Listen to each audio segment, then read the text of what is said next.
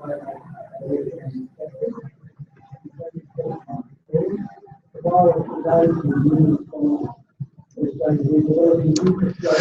everybody, Dr. Michelle Mars here. Today we are going to do middle childhood, which is 6 to 12 years, and I'm going to record a video for you of this. I'm just going to share my screen.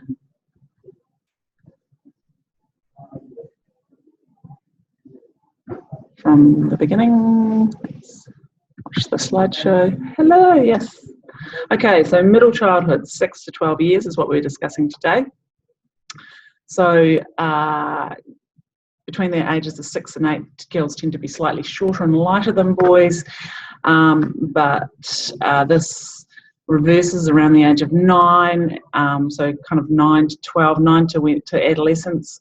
Girls tend to be bigger and taller than boys, but then of course around adolescence, boys then take off again as testosterone kicks in. In terms of what happens with the body, I've put up a video of some, mostly girls, I think all girls actually, doing gymnastics to illustrate this to you, because what happens here is that bones lengthen and broaden, but ligaments are still not firmly attached. But children do become more muscly at this stage, and you can definitely see in the video that the girls in the video are actually really muscular and actually doing some quite amazing physical feats, but that they are still very, very flexible. So we've got muscle strength increasing to support flexibility. Other things that are happening in the body at this stage is that we lose our baby teeth and we get our permanent teeth. We get changes in facial bones, especially the jaw and skin and chin, as the teeth get to accommodate the bigger teeth. And we see children's adult faces emerging. There's lots of illnesses that happen at this stage in life as well. But the risk of acute illnesses decreases as immunity develops. But you still see most school-age children getting about five instances of colds or flus in a year. And also one of the most common chronic diseases in middle childhood is still asthma, which is something that some people grow out of as they grow older. Injury fatalities increase during middle childhood into adolescence, and rates of injury for boys especially who are highly active increases. And I can remember, even though I'm not a boy, I wasn't brought up in a kind of very traditional kind of house, and I can remember breaking my toe, twisting my ankle, going over the handlebars of my bike, going down a hill, and driving into a backing car on my bicycle at this age.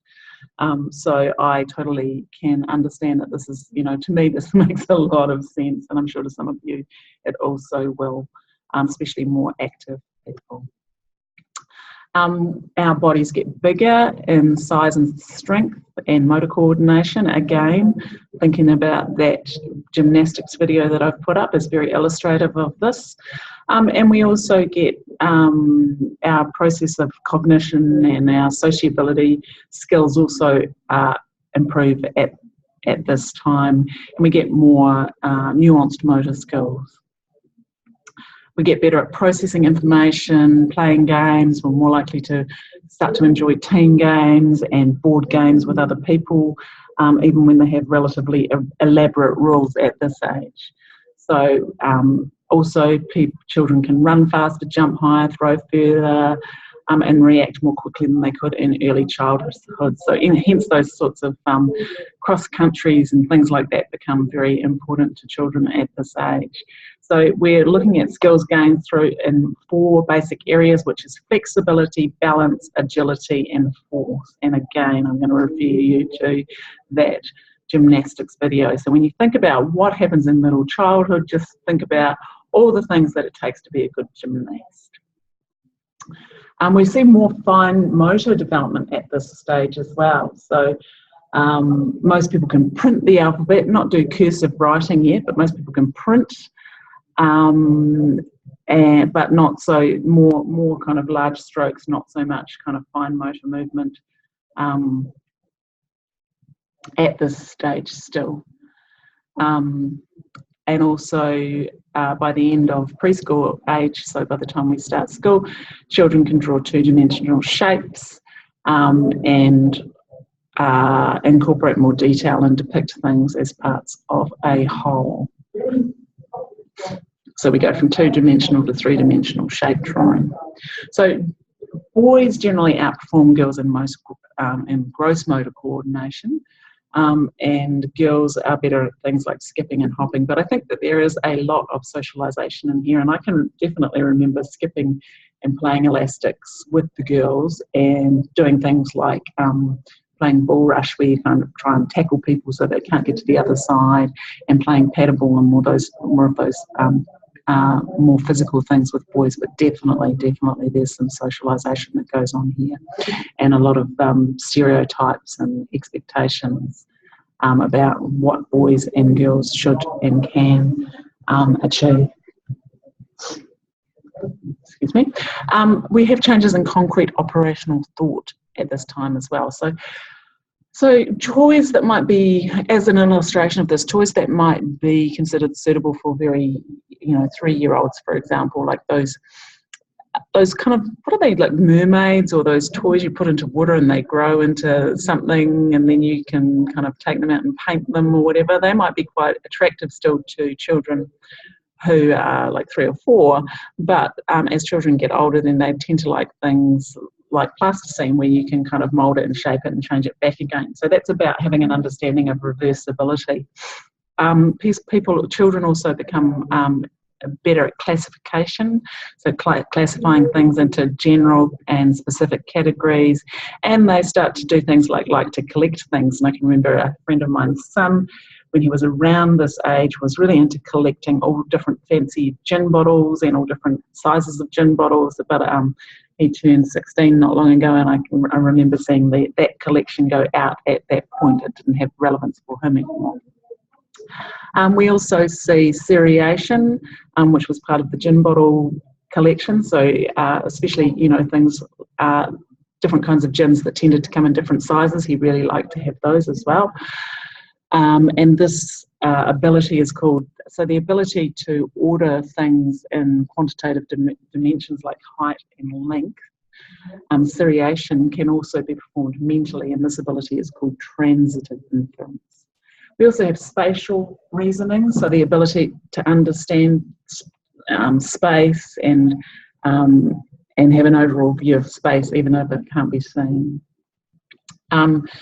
Further brain development. So researchers believe that brain development contributes to 2 basic changes in information processing, which are to do with both speed and capacity for information processing. So both of these increase rapidly between 6 and 12. And we also see myelinization and synaptic pruning and a greater working memory that are thought to contribute to these increases.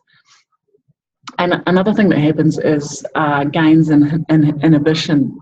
So I can remember, for example, when I was like about 6 years old, we went to a batch where we used to go for a holiday, and someone took a photo of me in these in the twin tubs where we used to wash, and I can remember being very unhappy about that photograph and making one of my parents rip it up, and then being quite surprised, because obviously younger children tend to be less inhibited and will run around under the sprinkler and all sorts of things, and are not so kind of worried about other people seeing them in the nude. And of course the frontal cortex is something, the frontal lobe is something that also deteriorates in later life, so you see a lot of older people doing things in later life that they definitely wouldn't have done in their younger or middle age. In terms of information processing, our task performance improves sharply. We become more attentive, more focused, more adaptable, and these attention strategies are crucial to our success at school. If anyone's ever been to a parent-teacher meeting, if your child is not kind of able to focus and settle down to tasks, this would be something that the teacher would definitely bring up. Children also at this age use memory strategies like rehearsal, repetition, organising things in order to help them learn at this in this middle childhood stage. And as they become older, they'll get more creative with it, and they'll use different combinations of strategies when they are faced with cognitive challenges. So metacognition, we introduced this last week, but this continues to develop at this age. So this is awareness of thought, or thinking about thinking. And children begin to understand that they need to attend and concentrate in order to learn things. They might even use private speech to guide themselves, so self-talk. And it improves metacognition improves quickly during middle childhood. And the ability to kind of monitor and understand progress towards a specific goal, like, for example, learning a musical instrument. We also see language development. So during primary school years, vocabulary increases significantly. I mean, this makes a lot of sense, doesn't it? We are exposed to more people on an everyday basis. We're having books read to us. We're being asked to recall things. So it's not really surprising that vocabulary increases. And school-aged children are very adept at analysing the structure of concept words, and they can derive word meanings from context as well. So this is a diagram of different parts of the brain. So the motor cortex, the angular gyrus, the visual cortex, Wernicke's area, and Broca's area. So have a look at this diagram. We also have school learning. So how do we learn at school? So in traditional classrooms, the teacher was always the primary speaker and the sole authority for knowledge, rules, and decision making. But we've been learning about constructivism, so Vygotsky, Piaget. So by contrast, a constructivist classroom supports children to construct their own knowledge. So rather than me standing up the front of the class and being the font of all knowledge, in a classroom now, if you were actually here, we'd be interacting, we'd be talking things through, and we'd be constructing our own understandings. And this stimulates a higher level of learning and understanding, kind of like the stuff that we're doing in the discussion forum. It's not just like we're just regurgitating the information. We're actually bringing ourselves to it, and we're doing something with the information. We're constructing new knowledges with the information. And we're also bringing our kind of social and cultural context to our understandings. And one of the things that we did last week was we looked at how some of these theories were formulated at a time when social role modelling and gendered stereotypes were much more pervasive than they are today. And this is all part of our learning. This is all part of how we come to understand things more fully. So in classrooms, children would now, it's not so much, it's definitely not the teacher standing up the front anymore. It's much more participative. Children participate with their teachers and their peers, and they advance in this way. So we've got Erikson's theory now of emotional and social development, and this is about industry versus inferiority. So this involves moving from make-believe, and which we talked about last week, and young children often don't have too much of a division between what is fantasy and what is reality. But at this stage, we start to make a differentiation between that. And if we meet these challenges successfully, the complexities of the modern world and all the challenges that come towards us, then we're likely to develop a stronger sense of self and competence, proficiency, and mastery. But if we don't make that transition successfully, then we develop a sense of inferiority, incompetence, and a lack of confidence in our ability to do things well. So this is the concept of me-self, or I, who am I? So during the middle childhood, the concept of me-self becomes more established and refined.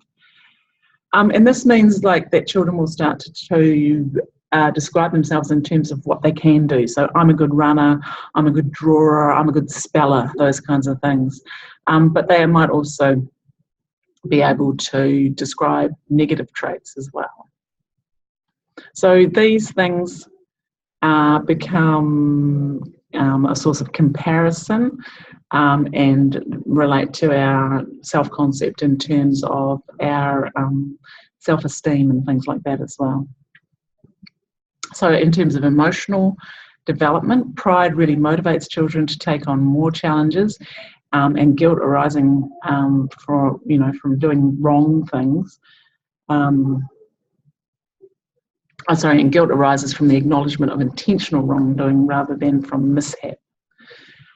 But if a child is unduly harshly reprimanded, then that induced shame from that can lead to low self-esteem, withdrawal, depression, and anger. And we see this in later life as well. These things are often carried through into later life. And we've probably all heard that expression, "My goodness, you're hard on yourself." And that comes from, or is, in terms of this theory, is seen to come from these experiences that we had at this stage in our development. And how much agency we have now at this stage, how industrious we are, how our ability to get things done is a predictor of later success in life. So by middle childhood, children have begun to internalise moral codes and rules of conduct, and very often these are their parents or their the moral codes of their parents or of their kind of close-knit community. And cognitive development at this stage enables children to think more deeply about concepts of right and wrong. And in everyday life, children encounter situations involving distributed justice, so beliefs about fair and equitable division of material goods and rewards. So peer interactions continue to be really important at this stage, and they contribute to our self-evaluation. And in turn, this enhances the quality of our peer interactions. And by the end of middle childhood, most children have a very strong desire for group belonging. And if they don't or haven't learnt how to interact with their peers by this stage, they can become very unhappy about it. So gender typing is very, even though it's not as pervasive as it used to be, it is still very, very invasive and very, I think it dominates a lot of decision making, even if it's not on a conscious level. So according to Burke, there's greater social pressure on boys than girls to conform to rigid gender stereotypes, and in response to this pressure, boys strengthen their identification with masculine personality traits during middle childhood. So this is another really important life stage where it's very important to interrupt those gendered stereotypes, which, regardless of whether we think we're in a postmodern world or a post-feminist world, still, I believe, are very pervasive. Another important influence at this stage as well is effects from disruption of family influence. So things like divorce and separation, death of a parent or sibling, abuse and neglect, domestic violence between the parents addictions, or just lack of communication, or a sibling with a disability can also disrupt family influence. Okay, so thank you very much. That is this week's lecture. Good luck with your assignments. Get in contact with me if you have any final questions or if you're having any issues, and see you next week.